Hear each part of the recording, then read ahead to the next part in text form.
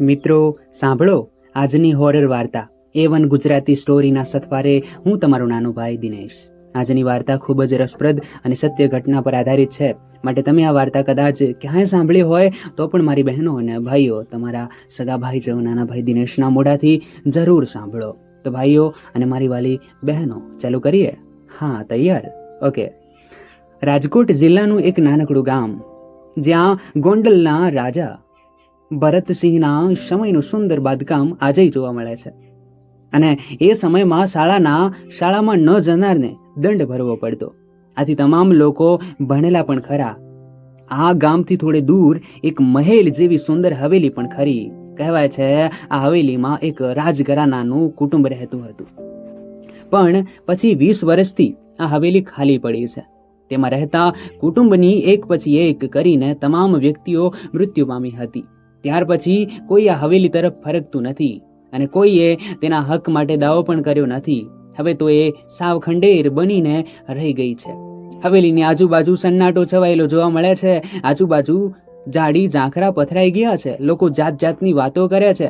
કોઈ કહે છે તેમાં ભૂતનો વાસ છે, તો કોઈ કહે છે તેમાં રહેતા રાજઘરાના પરિવારના લોકોનો આત્મા આજે ભટકી રહ્યો છે. રાતના સમયે તેમાં આપોઆપ લાઇટો ચાલુ થાય છે, તો ક્યારેય તેમાંથી ભયંકર અવાજો પણ આવે છે. અને આ હવેલી પર એક ઘુવડ પણ રોજ બેઠેલું હોય છે. આવી અનેક અફવાઓ વચ્ચે આ રાજમહેલ જેવી હવેલી સુમસામ પડી છે. 20 વર્ષ ખાલી પડેલી આ હવેલીનો કબજો હવે સરકારે લીધો છે અને તેની હરાજી કરવાનું નક્કી કર્યું છે. 20 વર્ષ પછી આ ગામનો મોટા ભાગનો યુવાન વર્ગ તો શહેરમાં સ્થાયી થઈને રહેવા લાગ્યો છે. ગણ્યા ગાંઠ્યા વૃદ્ધો આ હવેલીનો થોડો ઘણો ઇતિહાસ જાણે છે. પણ હવે યુગ બદલાઈ ગયો છે. 2 દશકામાં ઘણું પરિવર્તન આવી ગયું છે. આજની પેઢી આવી ભૂત પ્રેત અને આત્માની વાતોમાં બિલકુલ માનતી નથી. આથી જૂની વાતો ભૂલાવા લાગી છે. 2020ના એપ્રિલ મહિનાની 20 તારીખે આ હવેલીની હરાજી રાખવામાં આવી છે. પેપરમાં હવેલીના ફોટા સાથે હરાજીની જાહેરાત પણ આપવામાં આવી છે. આથી ઘણા પૈસાદાર લોકો હવેલીના સુંદર નકશીકામવાળા ફોટા જોઈને અને ગામડાની બહાર કુદરતી વાતાવરણમાં ફાર્મ હાઉસ બનાવવા માટે આ હવેલી ખરીદવા માટે આવ્યા છે. આ ભવ્ય હવેલીની કિંમત બોલાવા લાગી. શરૂઆત 20 લાખથી થઈ, પણ અહીં આવેલા ધનિકોની સંખ્યાની માંગણી જોઈને કિંમત ઊંચી જવા લાગી. આખરે 5 કરોડની કિંમતે સંજયભાઈ નામના એક નામાંકિત રાજકારણીએ આ હવેલી ખરીદી લીધી. સંજયભાઈ અઢળક સંપત્તિના માલિક છે. અમદાવાદના પોશ એરિયામાં તેનો વિશાળ ફ્લેટ છે. તેમાં તેઓ પરિવાર સાથે રહે છે. પરિવારમાં તેમની પત્ની સુલભા અને યુવાન પુત્ર યશ અને પુત્રી શ્વેતા પણ છે, જે કોલેજમાં અભ્યાસ કરે છે. યશ પોતાની ફેક્ટરી સંભાળે છે. સંજયભાઈએ હવેલી ખરીદી તે જાણીને આખો પરિવાર બહુ ખુશ છે. એક દિવસ એ લોકો હવેલી જોવા માટે આ ગામડે તેમની ઓડી કાર લઈને આવ્યા. હજુ અંદર તો જઈ શકાય તેવું ન હતું, પણ બહારથી તેની ભવ્યતા જોઈને બધા ખુશ થઈ ગયા અને ઝડપથી તેનું રિનોવેશન કરાવવાનું નક્કી કર્યું. યશને તો આ સ્થળ અને આવી ભવ્ય હવેલી જોઈને અનેક સ્વપ્ન આવવા લાગ્યા. તેણે તેના પિતાને કહ્યું, ડેડ, મને તો આ જગ્યા અને હવેલી બહુ પસંદ આવી છે. આપણે અહીં હવેલીને આગળ ભવ્ય બગીચો અને સુંદર ફુવારા પણ ગોઠવવા છે અને અંદર પણ તમામ સુવિધા ગોઠવવી છે, જેથી મહિનામાં એકાદ વીક અહીં ફ્રેશ થવા રોકાઈ શકીએ. સંજયભાઈએ કહ્યું, હા બેટા, એટલે તો આટલી ઊંચી કિંમત દઈને આ હવેલી ખરીદી છે. બસ તૈયાર થાય એટલી વાર છે, ખૂબ મજા આવશે. શ્વેતા પણ મનમાં વિચારવા લાગી, વાહ, મજા પડી જશે. હું પણ મારા ફ્રેન્ડ્સને લઈને અહીં આવીશ.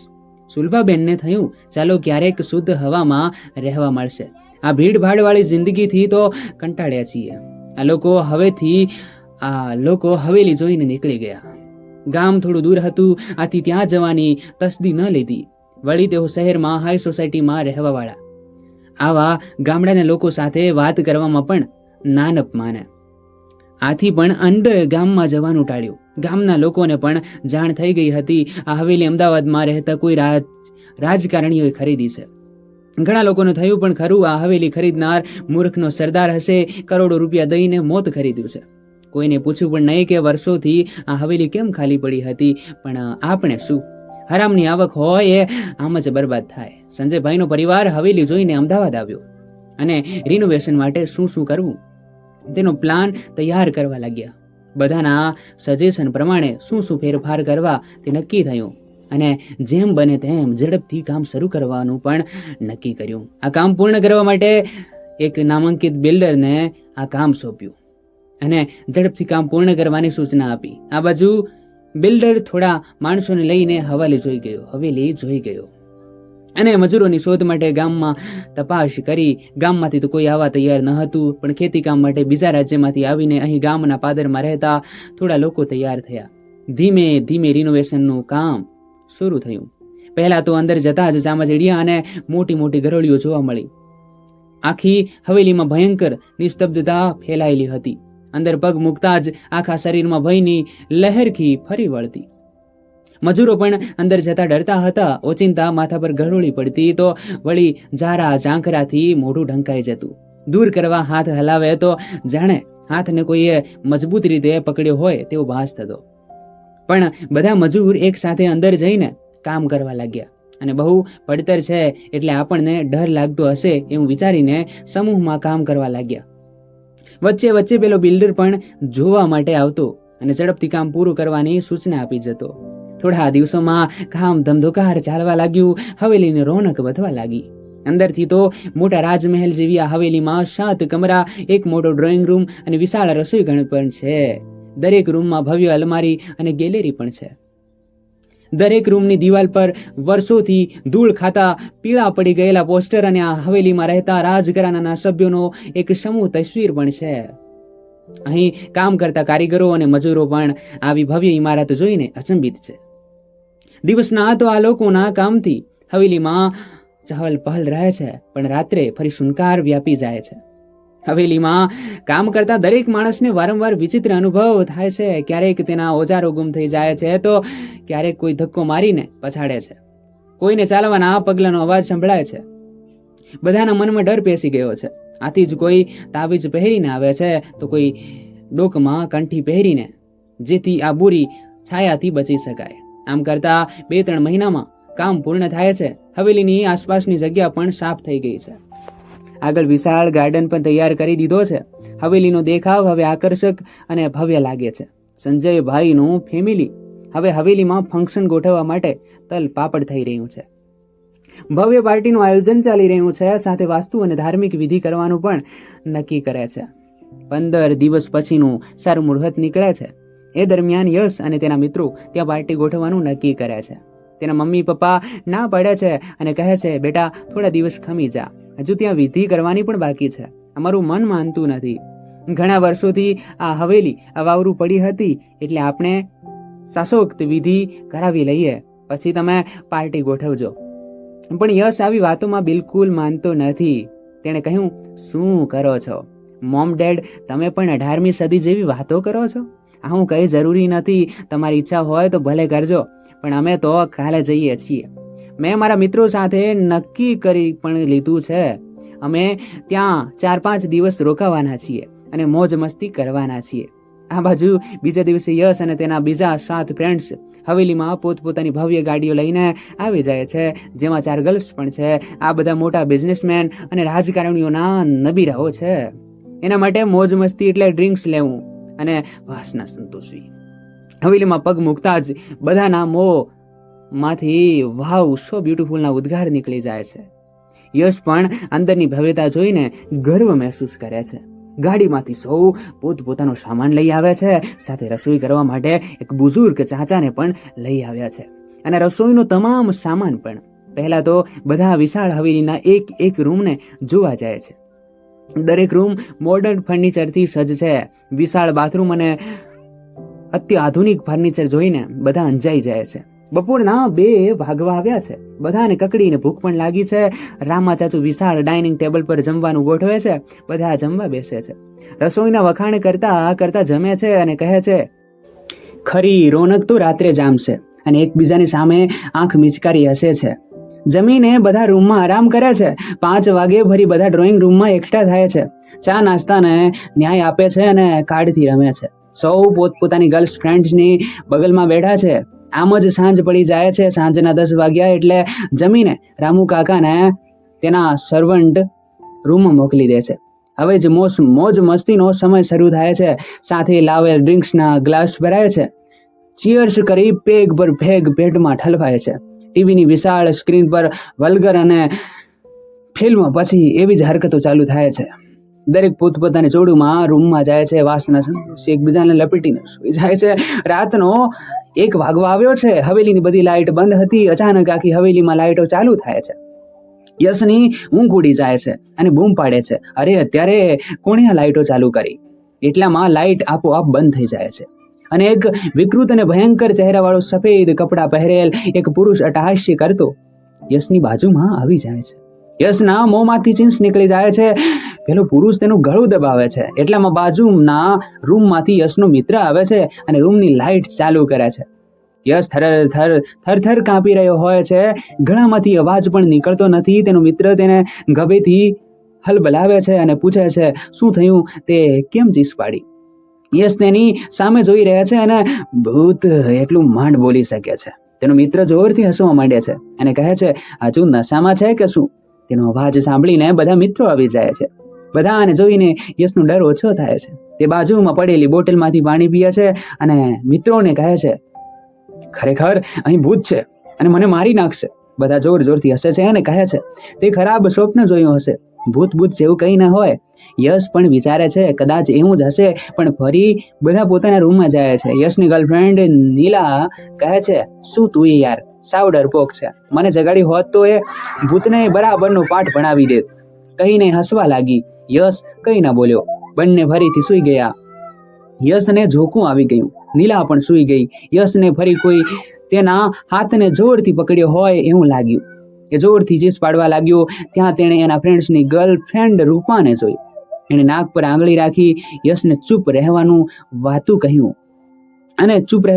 અને યશનો હાથ પકડી ડ્રોઈંગ રૂમમાં લઈ ગઈ અને યશના ગળામાં હાથ વીંટાળીને કહેવા લાગી, આઈ લવ યુ યશ. યશ તેને દૂર કરવાનો પ્રયત્ન કરવા લાગ્યો, પણ રૂપા માની નહીં. તે યશના ગાલ પર ચુંબન કરવા લાગી અને પછી યશના હોઠ પર તેના હોઠ મૂકી દીધા. યશને જાણે તેના શરીરમાંથી કોઈ લોહી ચૂસી રહ્યું હોય એવું લાગ્યું. ધીમે ધીમે તે હોશ ગુમાવવા લાગ્યો. સવાર થતાં જ બધા ઉઠી ગયા. યશ હજુ ઘેનમાં હતો. નીલાએ તેને જગાડ્યો અને બોલી, ઉઠ, ઊંઘણસી, અજવાળું થઈ ગયું. બધા આપણી રાહ જોઈ રહ્યા છે. યશ આંખો ચોળતો ઊભો થયો. તેના શરીરમાં જાણે શક્તિ જ ન હતી એવું લાગ્યું. એ ઊભો થઈને બ્રશ કરવા લાગ્યો. નળ ખોલતા જ તેમાંથી પાણીને બદલે લોહી ટપકતું જોયું. એણે ચીસ પાડી. મિત્રો પ્લીઝ યાર વિડીયો લાઈક કરીને ચેનલ સબસ્ક્રાઇબ કરી દેજો. તેના બધા મિત્રો દોડીને આવ્યા અને પૂછવા લાગ્યા, શું થયું? ખૂન બોલી એણે નળ તરફ આંગળી કરી અને બોલ્યો, જુઓ નળમાંથી ખૂન ટપકે છે. બધા હસવા લાગ્યા અને બોલ્યા, યાર શું તું પણ, નળમાંથી પાણી પડે છે. યશ નળ તરફ જોવા લાગ્યો. હવે તેણે પાણી ટપકતું જોયું. આ શું થઈ રહ્યું છે? મનમાં બોલવા લાગ્યો. બધા ટેબલ પર નાસ્તા માટે ગોઠવાયા. યશની નજર રૂપા પર પડી. તેની રાતની ઘટના યાદ આવી. તે વિચારવા લાગ્યો, રૂપાએ આવું કેમ કર્યું? મારે તેની સાથે વાત કરવી પડશે. મોકો મળતા તેણે રૂપાને પૂછ્યું, રાત્રે મારી સાથે તે શું કર્યું? વિચારતા પણ મને કંપારી છૂટે છે. તું મારા મિત્ર સાથે દગો કરે છે અને અમારી વચ્ચે દુશ્મની ઊભી કરવા માંગે છે. રૂપાનો અવાજ એક બની યશ સામે જોઈ રહી અને બોલી, આ શું અગડમ બગડમ વાત કરે છે? હું રાત્રે તારી સાથે આવી હતી, તારી પાસે આવી હતી. મજાકની પણ હદ હોય. હું તો રૂમની બહાર જ નથી નીકળી. યશ તો રાત્રે મારી સાથે કોણ હતું? યશનું મગજ ચકરાવા લાગ્યું. તેની સાથે શું થઈ રહ્યું છે એ સમજાતું જ નથી. તેને તેના મમ્મી પપ્પાના શબ્દો યાદ આવ્યા, બેટા એ જગ્યા અવાવરું છે, આપણે શાસ્ત્રોક્ત વિધિ કરાવી લેવી જોઈએ પછી જજે. હવે તેની આ વાત સાચી લાગવા માંડી. તેણે તેના મિત્રોને કહ્યું, ચાલો અત્યારે જ આપણે ઘરે જવા માટે નીકળી જઈએ. મને અહીં બરાબર લાગતું નથી. તેના મિત્રો બોલ્યા, યાર તું એ શું મજા બગાડે છે? પણ ચાલ, તું કહે છે તો નીકળી જઈએ, પણ કાલે સવારે નીકળશું. આજની એક રાત રોકાઈ જઈએ. યશની ઈચ્છા ન હોવા છતાં મિત્રોની વાતને ટાળી શક્યો નહીં. સવારનો નાસ્તો પૂર્ણ કરી બધા ગાર્ડનમાં લટાર મારવા નીકળ્યા.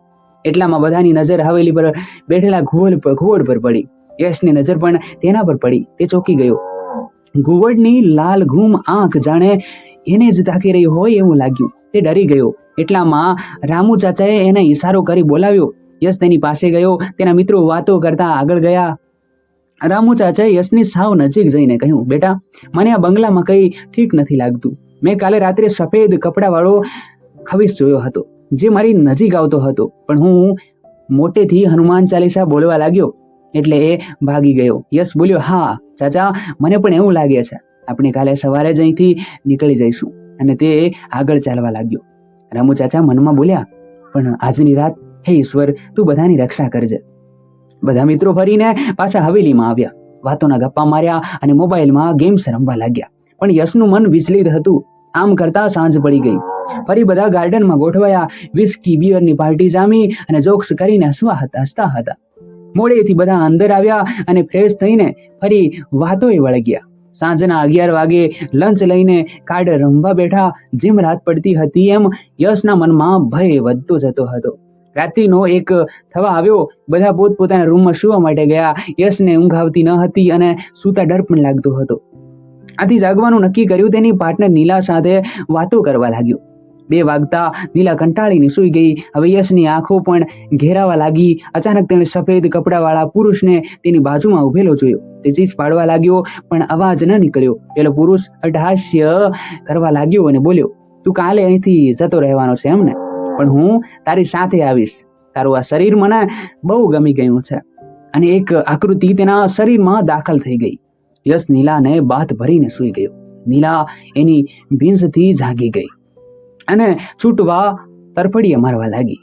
યશ જોરથી હસવા લાગ્યો અને નીલાના હોઠ પર હોઠ મૂકીને તેને ચૂસવા લાગ્યો. નીલા છટપટવા લાગી પણ તેનાથી છૂટી શકી નહીં. સવાર થતાં જ બધા ઉઠી ગયા. નીલા પણ જાગી. તેણે બાજુમાં યશને સૂતેલો જોયો. તે એકદમ ગભરાઈને ભાગી અને ચીસો પાડવા લાગી, મને બચાવો, આ યશ મને મારી નાખશે.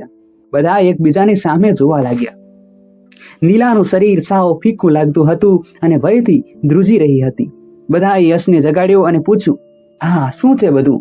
યશ કહે, શું થયું, શું છે? અને નીલા, તું કેમ આટલી ગભરાયેલી છે? નીલા કહે, તું હેવાન છે, મારાથી દૂર રહેજે. યશને કઈ સમજ ના પડી. બધા મિત્રો પણ મૂંઝાઈ ગયા. હવે બધા ઘરે જવા માટે ઉતાવળા થવા લાગ્યા. થોડી વારમાં ફ્રેશ થઈ બધા પોતપોતાની ગાડી લઈ નીકળી ગયા. આ બાજુ યશ પણ ઘરે આવી ગયો. તેના મમ્મી પપ્પાને પણ રાહત થઈ. સારું ચાલો, તમે આવી ગયા. કેવી રહી તમારી પાર્ટી? યશ બોલ્યો, બહુ સારી રહી. સાંજે બધા સાથે જમ્યા અને પોતપોતાના રૂમમાં સૂઈ ગયા. સુલભાબેન અને સંજયભાઈ પણ એમના રૂમમાં સૂતા હતા. રાત્રે અચાનક તેમના રૂમનો દરવાજો ખુલ્યો. સુલભાબેનની ઊંઘ ઉડી ગઈ. તેણે જોયું તો સામે યશ ઊભો હતો. એના ચહેરા પર વિચિત્ર હાસ્ય હતું. સુલભાબેન બોલ્યા, યશ, તું આટલી રાત્રે શું કામ? સરે યશત છે તારે? યશ તેની બાજુમાં આવી ગયો અને વિચિત્ર અવાજે બોલ્યો, મરવાના છો, બધા મરવાના છો. કોઈને જીવતા નહીં છોડું. મારી હવેલી પર કબજો કરીને બેઠા છો. એ મારી હવેલી છે. મારા આખા પરિવારને એક એક કરીને મૃત્યુને ઘાટ ઉતાર્યો છે. મારા નાલાયક અને હરામખોર ભત્રીજાએ મારી મિલકત પડાવવા માટે હવેલીમાં રહીને મારા પરિવારને ખોરાકમાં ધીમું ઝેર આપીને બધાને ખતમ કરી દીધા છે. પણ એ પણ નથી બચી શક્યો. મેં એનો બદલો લઈ લીધો છે. હવે તમારો વારો છે. જે મારી હવેલી પર કબજો કરશે એને હું મારી નાખીશ. હા હા હા હા હા. સુલભાબેન કાંપવા લાગ્યા. યશ ત્યાંથી નીકળી ગયો. સુલભા બહેને તેના પતિને ઉઠાડ્યા અને બધી વાત કરી. તેઓ યશના રૂમમાં ગયા તો એ ઊંઘતો હતો. બંને ફરી પોતાના રૂમમાં આવ્યા. તેને પણ યશના વર્તનમાં અને તેના શરીરમાં કંઈક ફેરફાર દેખાતા હતા. બંને સવાર સુધી જાગ્યા અને પછી સવારે તેના મિત્રોને અને રામુ ચાચાને મળી બધી વાત જાણી. પછી તેઓ એક તાંત્રિક પાસે ગયા અને બધી વાત કરી. તાંત્રિકે એક તાવીજ આપ્યું જે યશના ગળામાં પહેરાવવાનું કહ્યું અને હવેલીમાં જઈને એ ભટકતી આત્માને મોક્ષ આપવાની વિધિ કરવાનું પણ કહ્યું. સંજયભાઈ અને તેમના પત્ની ઘરે આવ્યા અને યશના ગળામાં તાવીજ પહેરાવ્યું. પહેલા તો એ ગુસ્સે થઈ ગયો પણ તાવીજનો સ્પર્શ થતા શાંત થઈ ગયો. બીજા દિવસે પેલા તાંત્રિકને લઈને બધા હવેલી પર ગયા અને પેલો તાંત્રિક વિધિ કરવા લાગ્યો. અચાનક હવેલીમાં લાઇટો થવા લાગી અને એક પછી એક આકૃતિઓ દેખાવા લાગી. પેલો સફેદ કપડાવાળો પુરુષ ચીસો પાડવા લાગ્યો અને બોલ્યો, આ હવેલીની આગળ અમારા બધાની લાશ દાટેલી છે, અમને મુક્તિ આપો. પેલા તાંત્રિકે ત્યાં ખોદીને જોયું તો અલગ અલગ જગ્યાએથી હાડપિંજર નીકળ્યા. તેણે તેને ગાડીને મંત્રોચ્ચાર કરીને બાળી નાખ્યા. એક પછી એક છાયા હવામાં વિલીન થવા લાગી. યશ મૂર્છિત થઈ ગયો. તેના શરીરમાંથી પણ એક છાયા બહાર આવી અને હવામાં વિલીન થઈ ગઈ. પેલું ઘુવડ પણ પાંખ ફફડાવી હવામાં અદ્રશ્ય થઈ ગયું. પેલા તાંત્રિકે મંત્રેલું પાણી આખી હવેલીમાં છાંટી દીધું અને બોલ્યો, એ બધા આત્માને મુક્તિ મળી ગઈ છે. હવે આ હવેલીની જગ્યા પવિત્ર થઈ ગઈ છે. થોડી વારમાં યશ પણ ભાનમાં આવી ગયો અને બોલ્યો, ડેડ, આપણે અહીં ક્યારે આવ્યા? સુલભા બહેન અને સંજયભાઈની આંખમાં હર્ષના આંસુ આવી ગયા. સંજયભાઈ બોલ્યા, બેટા, કાલ રાતના આવ્યા હતા. હવે બધું બરાબર થઈ ગયું છે. અને એણે બધાને કહ્યું, આજથી હું કદી લાંચ લઈશ નહીં અને ખોટા કાર્ય કરીશ નહીં. મારા પરિવારને ઈશ્વરે નવું જીવન આપ્યું છે, તેને સરખો મોંથી દીપાવીશ. પેલો તાંત્રિક પણ બોલ્યો, હા, હું પણ મારી વિધાનો ઉપયોગ સારા કર્મ માટે જ કરું છું, એટલે જ એ ટકી રહી છે. એક પણ પૈસો લીધા વગર હું આ કાર્ય કરું છું અને વિધિ માટે કદી નિર્દોષ જીવોની બલિ પણ ચડાવતો નથી. બીજા દિવસે સંજયભાઈએ આખા ગામને અને તેમના મિત્રોને હવેલીમાં જમવાનું આમંત્રણ આપ્યું અને બધાને પ્રેમથી જમાડ્યા. તેમજ આ હવેલી હવે હું આ ગામને સારા કાર્ય માટે આપું છું એવી જાહેરાત પણ કરી. આ હવેલીમાં ગામના લોકોએ શાળા બનાવવાનું નક્કી કર્યું. થોડો ફેરફાર કરી સુંદર મજાની શાળા બનાવી દીધી. હવે જ્યાં વર્ષોથી સન્નાટો ફેલાયેલો રહેતો હતો એ હવેલી બાળકોના મીઠા કલરવથી ગુંજવા લાગી. તો મિત્રો, આ હતી આપણી આજની વાર્તા અને તમને જો ગમી હોય તો હું આશા રાખું છું કે મારો અવાજ તમારા સુધી પહોંચી રહ્યો છે, તો તમારી લાઇક્સ જરૂર મળવી જોઈએ, સબસ્ક્રાઈબ